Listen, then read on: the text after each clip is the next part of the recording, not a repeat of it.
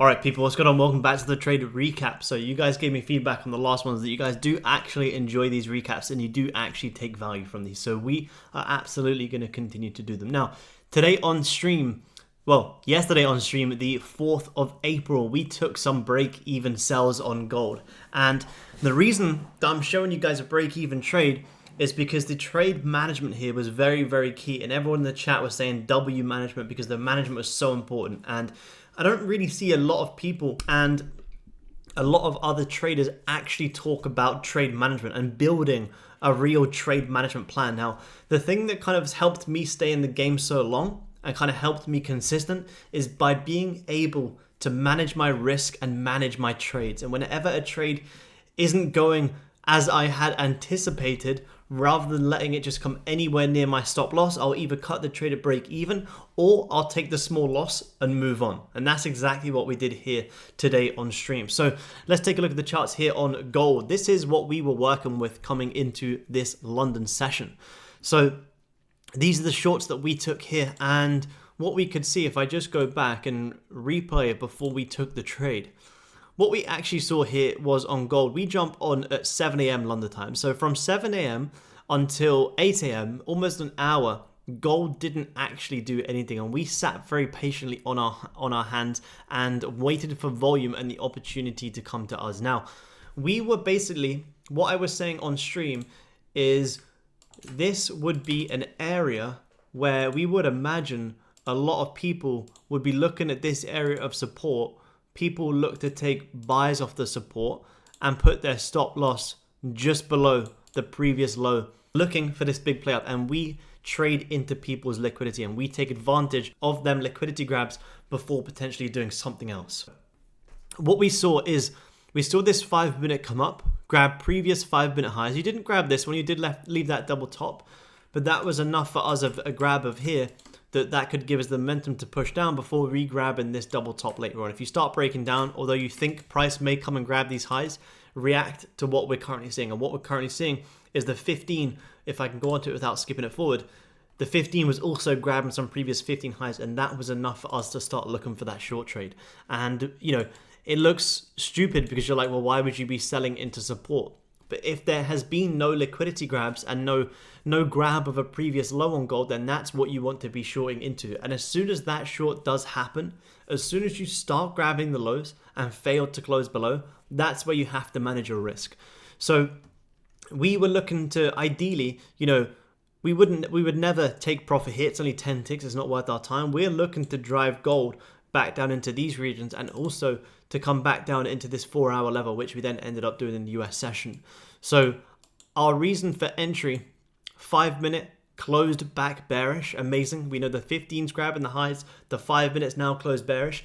I was basically saying to everyone on stream, if we get a top wick on this 5 minute, we are going to have a sell on the break of the low. And that's exactly what happened. So we were entered into a sell. Stop loss goes above the current 5 minute high, because if you push down and then re-break that high, you're probably just going to keep pushing higher, and we don't want to be in the trade. So we're managing our risk. And at this point here, you guys can see we got entered into our sell stop and we hit around 10 ticks in a very, very short amount of time. But what I was saying to the guys is these levels here, regardless of if these levels are 5 ticks, 10 ticks, 500 ticks, it really doesn't matter. This is a level where you have to manage your trade, because like I was saying before the trade even played out, this is a possibility that we grab these lows and keep pushing higher. But we ideally want to see these grabbed, close below and keep pushing down. But we are open to the fact that we could actually just liquidate these lows and keep pushing up. So if we get tagged in on this 5 minute and this 5 minute actually fails to close below this area of support after wicking the lows, it would make no sense for us to leave this trade open. If we left this trade open and then the next 5 minute closed bullish and just kept pushing higher, we would look back at this trade and be like, that was really stupid. So we didn't need to let this come anywhere near our stop loss. So at this point here, we decided to close the trade at break even, wait for a little bit more volume, and then kind of reassess. And then you can kind of see that next 5 minute also re-grab previous lows, failed to close below that support. That 5 minute then re-closed back bearish. And then you can see here, you then ended up completely coming back up and you would have hit full stop loss.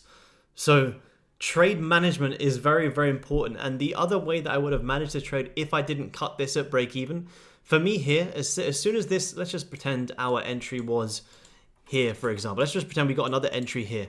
As soon as this 5 minute here closes back bullish against me, this is enough of an indication for me that if I'm selling this support here and price recloses back above it, there is no reason for me to hold the sells other than I'm trying to put my opinions on the market. If I'm short and price closes back bullish, that's fine. I like to cut my trade quick and even look to take the other side. Like I said on stream, I would look back at a lot of my losses, review them, and be like, the amount of times that I took a full loss, but the market closed back above a level and actually gave me an opportunity to cut my trade at either a small loss or break even before then re-pushing back in the complete opposite direction was huge. So I highly recommend you guys start journaling like we do on stream. Start noting down all your trades and go look back at some of your losses. And if you keep finding that when your trades kind of start to go against you, they end up turning into losses, I think you guys will be actually surprised by the amount of times that it actually will close above, retest your entry, and then keep pushing up. And that retest is enough for you to be like, I'm going to cut this trade. And you could be thinking, well, what if it's a fake out and it recloses back below? That's fine. React to that. You can only react to the way that the market's actually closed. So if for me here on gold, we close back above here and it starts pushing back down on this current 5 minute. Let's just say here, this next 5 minute closes above. Oh no, I've lost it. Apologies. Let's go back. Let's try this again. So we're in these shorts. Let's say we're just in the shorts from here and our stop loss is somewhere up here. We're in the shorts from this 5 minute pushing down, and let's just say the next 5 minute closes bullish. At this point here, we've closed back above this support. That's enough for me at any bottom wick to look to cut that trade. And what a lot of people will do is when the next 5 minute opens, they'll see it pushing down and they'll just get glued back to their original position without understanding that could be a bottom wick. And then it reflips back bullish, stops you out, rather than cutting the trade at break even and just waiting, because that's easily a bottom wick to reflip back bullish. If it then recloses bearish, like I say, fantastic, re-enter. But for me, as soon as this candle closes against me, I need to see the next candle reclose with me in order for me to want to give that trade a second chance. And I'm very open to giving my trades second chances or multiple chances. And in yesterday's session, our patience then actually did pay off. We can kind of see here what we also were saying for the rest of the session is if I get rid of this, you ended up coming back up, re-grabbing the highs. I actually said to the guys on stream, a sell stop on the break of this 5 minute low to continue pushing down as we had originally anticipated. But then you kind of, you push down, you close doji, you grab the highs, but you also grab the lows. So if you're grabbing the lows and closing bullish, then grabbing the highs and closing bearish, you don't really know which way it's going to break out, and your job isn't to try and predict which way it's going to break out. You have to react.